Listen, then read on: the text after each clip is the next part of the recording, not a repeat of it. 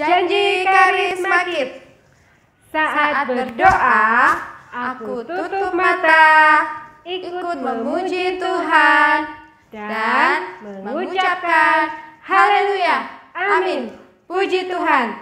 Dan aku tidak main-main dalam doa. Saat memuji Tuhan, aku ikut bernyanyi, bersuara, dan mengikuti tarian dengan semangat. Saat dengar firman Tuhan, aku tidak jalan-jalan, tidak ngobrol dengan teman, tidak main HP. Karisma Kids for Jesus. Yes, yes, yes. Selamat sore, Kids. Selamat sore. Ketemu lagi dengan Tante Aja Dan Tante Lia. Shalom. Shalom. Nah, tadi kita sudah janji karisma. Habis ini apa ya? Habis ini kita memuji Tuhan. Berdoa dulu, Tante. Oh iya, kita harus berdoa Iya. sebelum memuji Tuhan. Kita buka dengan doa dulu ya ibadah kita sore hari ini. Yuk, siapkan hati kita. Tangannya dilipat ya, tutup mata. Tuhan Yesus, selamat sore Bapa. Kami datang kembali ke hadapan-Mu dalam ibadah sekolah minggu sore hari ini. Ya Tuhan. Kau yang berkati ibadah kami dari awal sampai akhirnya nanti. Amin. Juga berkati kami semua yang terlibat di dalamnya. Haleluya. Juga anak-anak yang ada di rumah. Amin. Terima kasih Tuhan Yesus. Haleluya. Amin. Sekarang waktunya kita untuk memuji Tuhan. Sudah siap semua? Siap. Kita mau pujikan apa Tante? Hari ini adalah harinya Tuhan. Ya, hari ini adalah harinya Tuhan. Semuanya bangkit berdiri ya. Kita pujikan dengan semangat.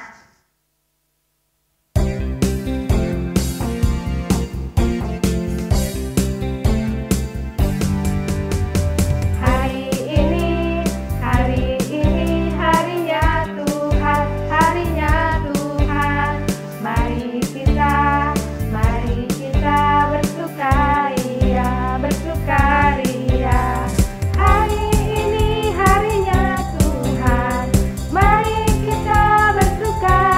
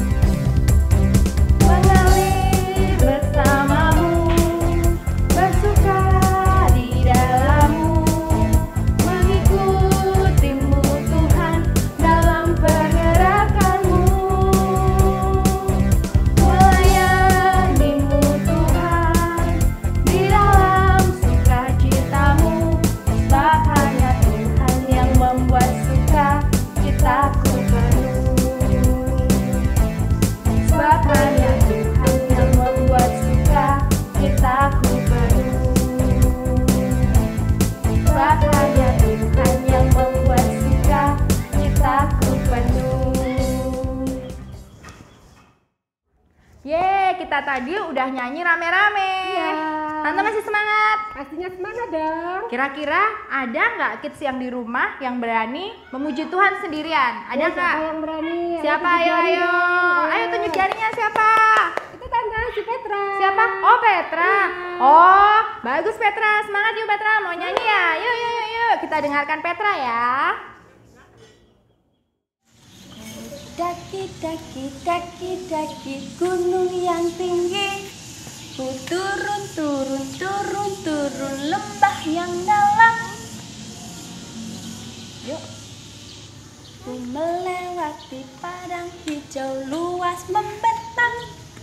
Yesus besertaku, di kanan kau ada, di kiri kau ada, di atas dan di bawah kau ada,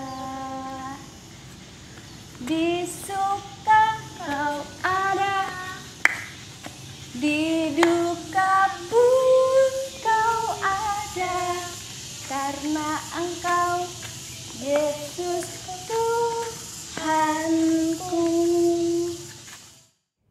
Oke kids, sudah memuji Tuhan, silahkan duduk. Kita mau siapkan hati, mau dengar firman Tuhan. Kita pujikan lagu dulu ya. Sinar kemuliaan-Mu Bapa.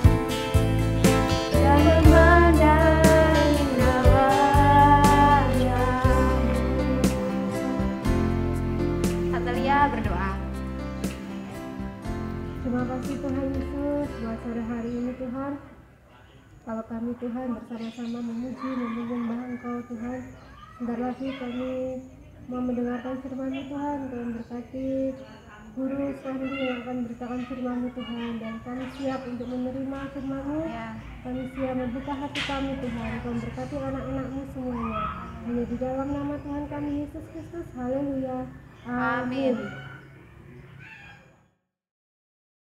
Shalom anak-anak hebat, sore hari ini kita ketemu lagi di ibadah online Karisma Kids. Nah, Kak JJ hari ini akan menceritakan sebuah kisah yang sangat keren, yang sangat luar biasa. Kalian penasaran nggak? Langsung saja yuk kita dengarkan.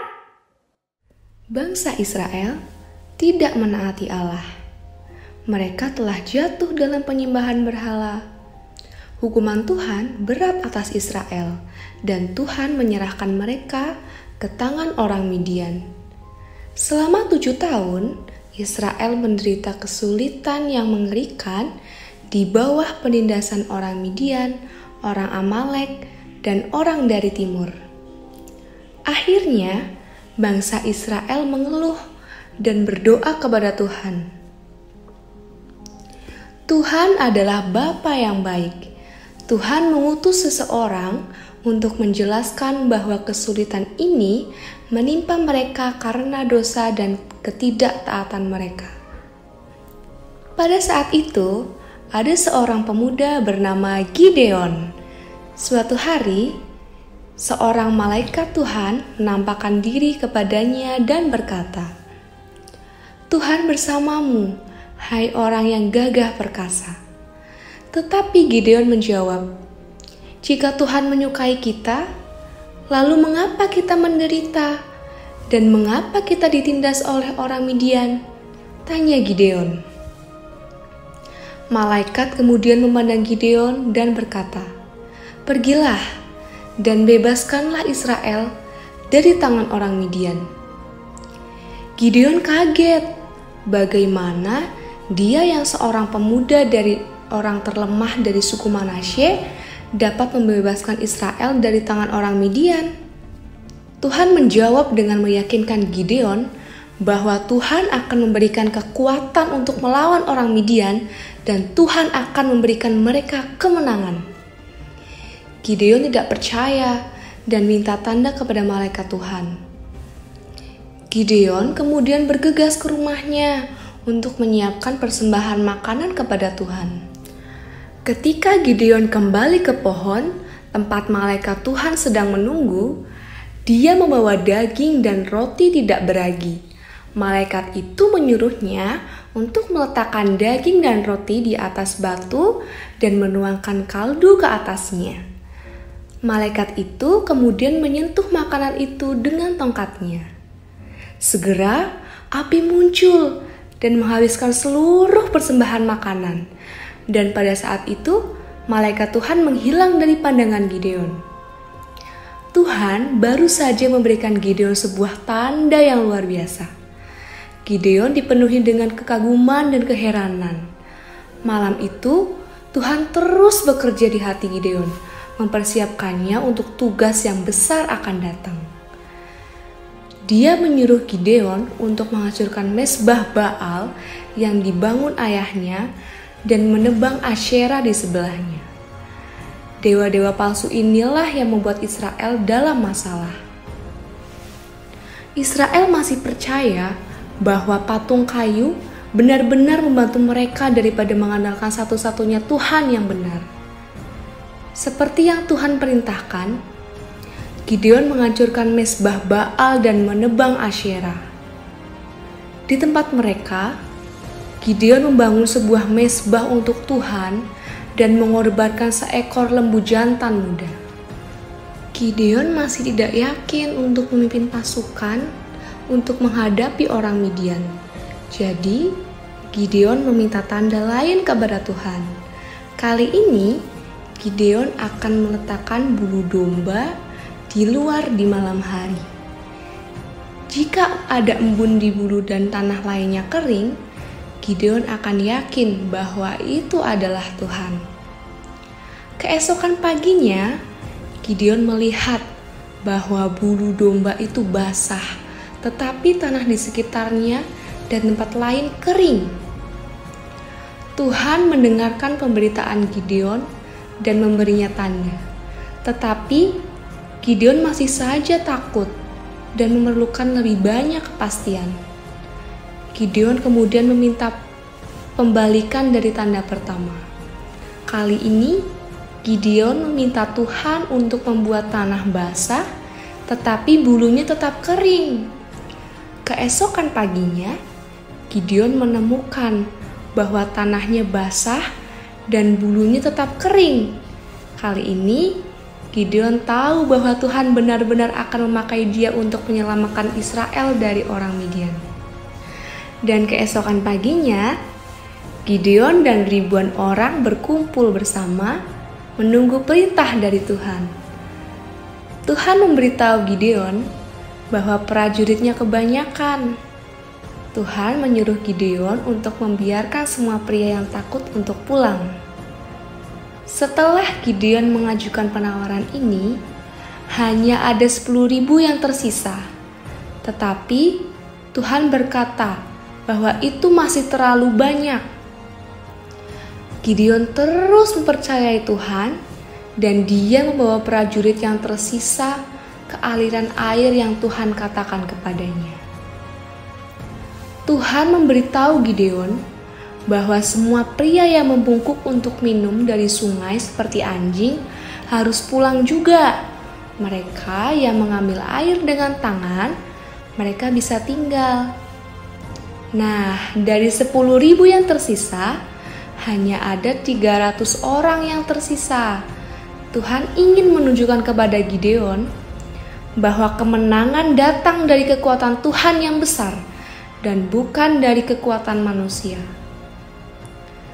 Malam itu, Gideon dan pasukan kecilnya melihat ke bawah ke perkemahan besar orang Midian.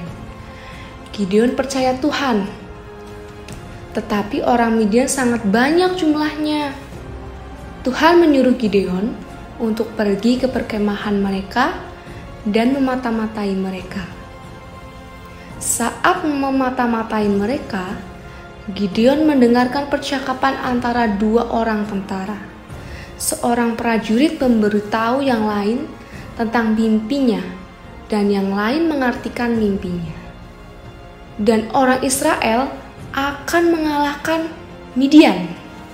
Sekali lagi, Tuhan telah menguatkan hati Gideon dan akhirnya dia siap untuk berperang. Dengan pasukan yang kecil, dia meluncurkan rencana serangan. Dalam kegelapan malam, mereka akan mengepung perkemahan orang Midian. Ketika Gideon meniup trompetnya, itu akan menjadi tanda bagi semua orang untuk meniup trompet mereka. Mereka melaksanakannya dengan tepat. Ketika Gideon memberikan isyarat, 300 orang itu meniup trompet dan memecahkan bejana tanah liat mereka.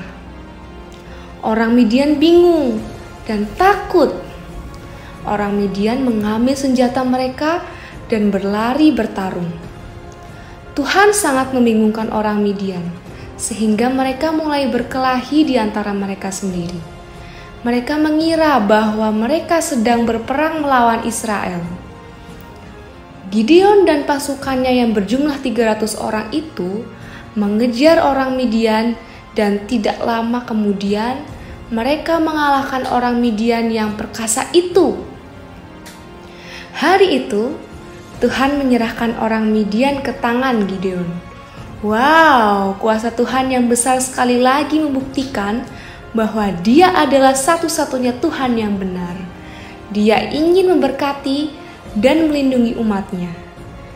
Yang harus dilakukan Israel dan kita semua hanyalah menaruh kepercayaan kita kepada Tuhan dan hanya melayani Tuhan saja.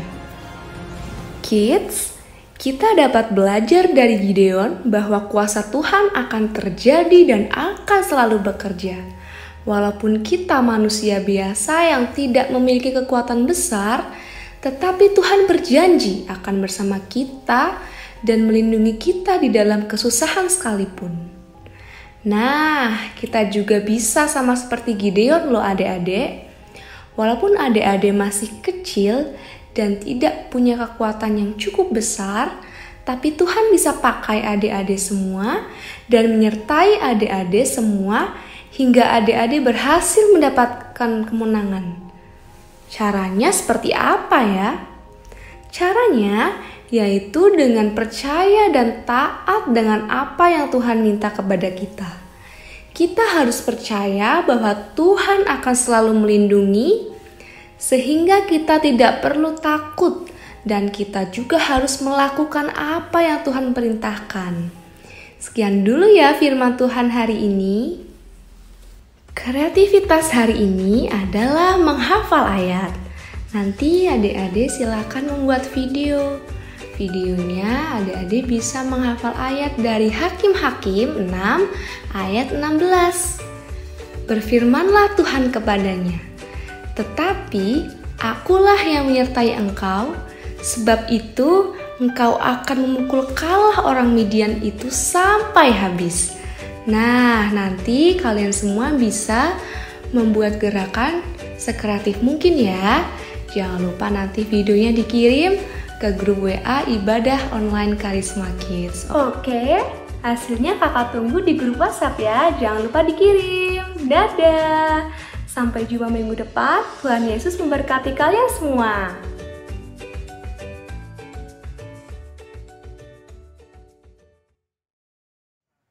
Terima kasih kids, kalian sudah antusias mengikuti ibadah kita sore hari ini. Kita ketemu lagi minggu depan di waktu yang sama ya, jam 4 hari Minggu. Sampai jumpa minggu depan, Tuhan memberkati.